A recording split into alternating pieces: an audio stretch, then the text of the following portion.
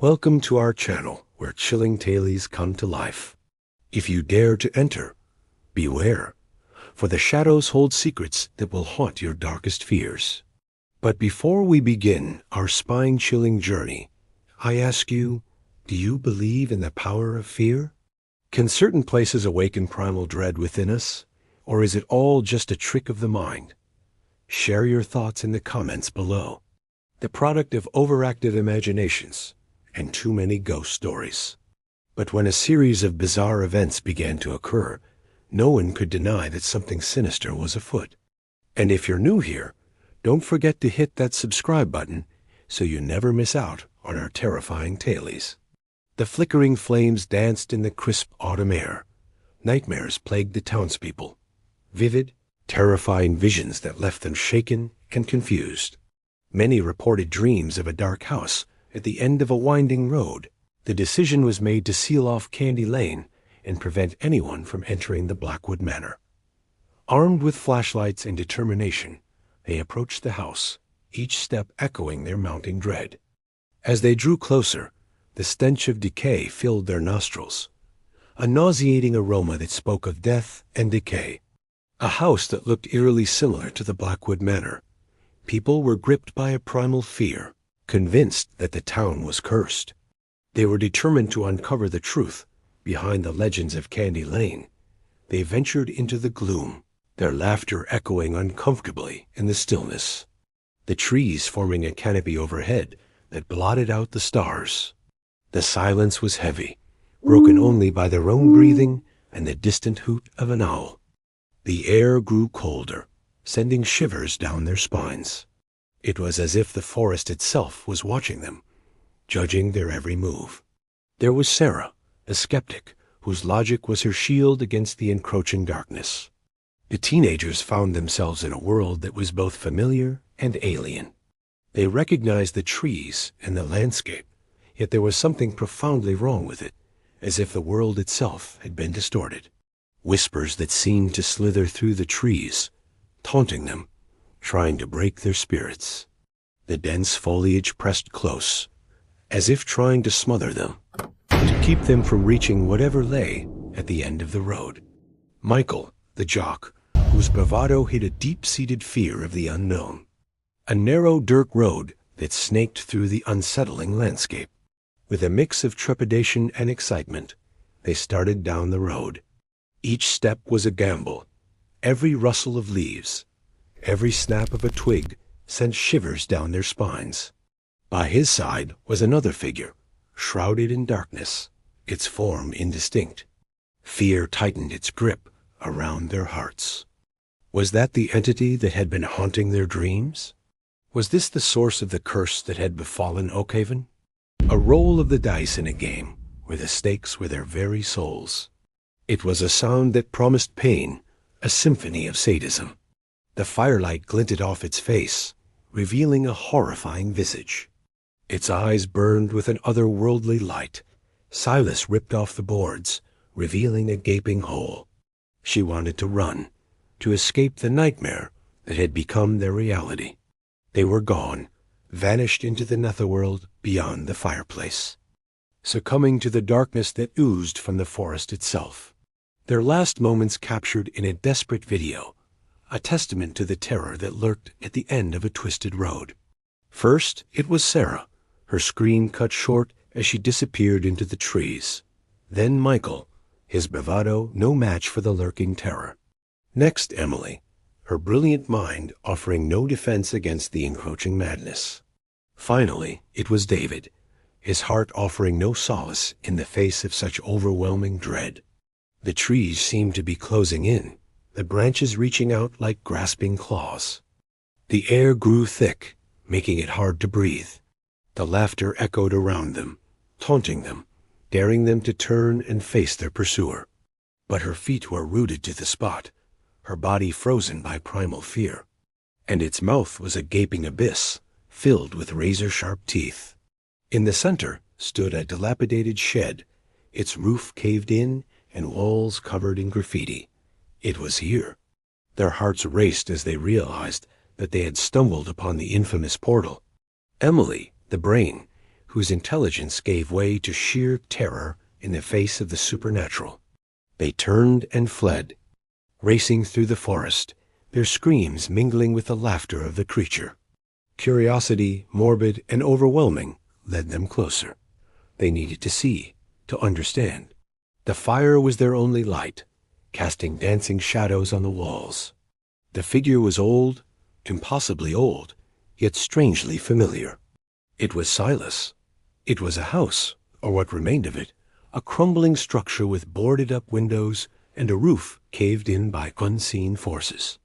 The air grew heavy, laden with the stench of decay and despair. As they approached the house, the ground beneath their feet seemed to suck the warmth from their bodies, leaving them numb and cold. The front door hung precariously from one hinge, creaking in the wind like a lament of a lost soul. But they were here now, face to face with the darkness that had cast its shadow over Oakhaven. The air shimmered before them, distorting the world into a kaleidoscope of colors.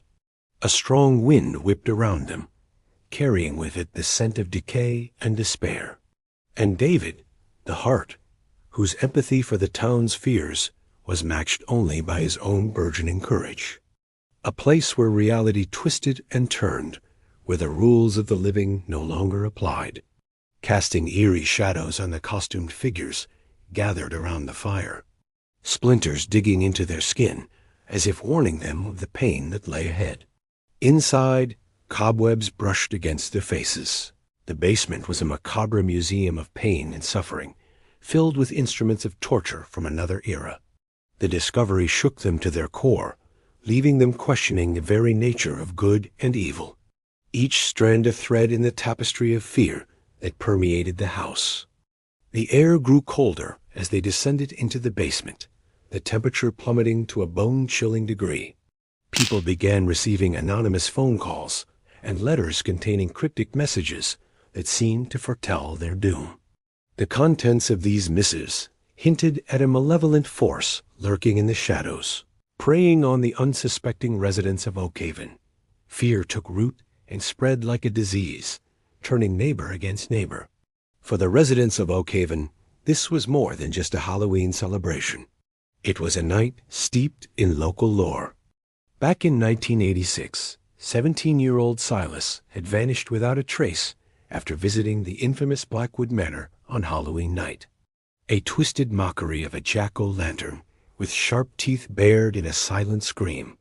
The image seared itself into their retinas, a chilling omen of the horrors that awaited them within. His disappearance had baffled the police and haunted his family, but now he was back.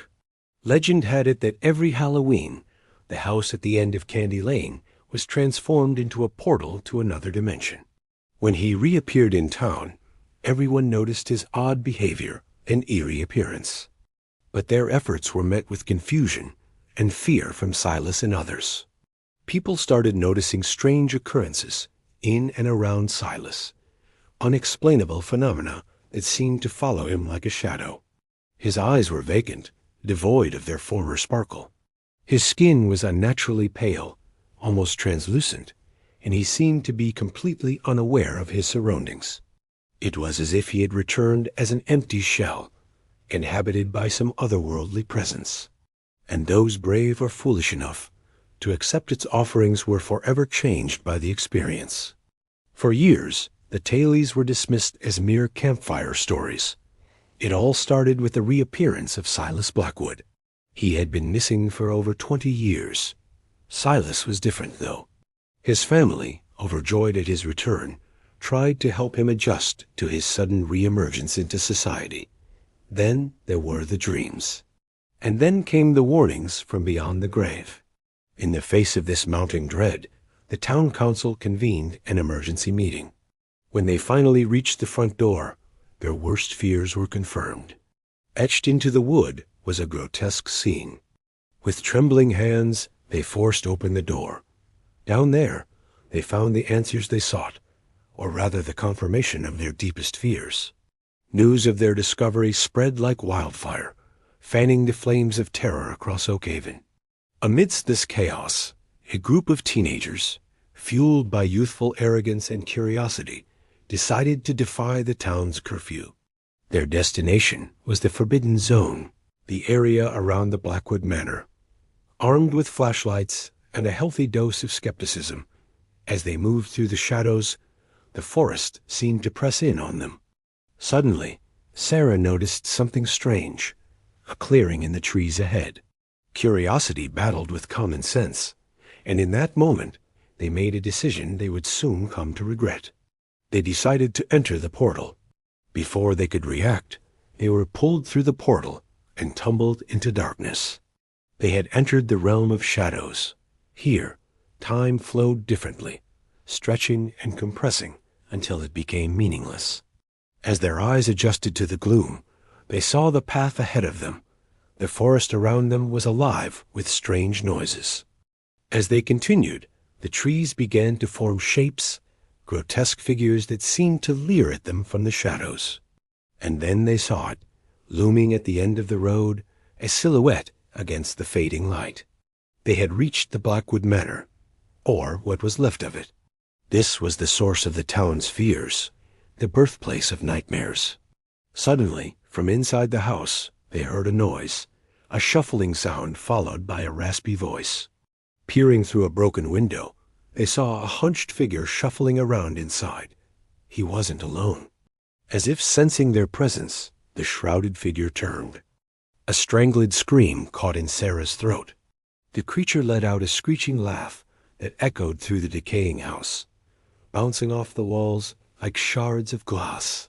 They watched in horror as Silas and the creature moved toward the boarded-up fireplace. With a strength that belied his frail appearance, and then he stepped through, disappearing from view. The creature followed, its laughter echoing behind it. The portal flickered, threatening to collapse in on itself. The teenagers knew they had to get away, to escape this nightmare before it consumed them. But something was wrong.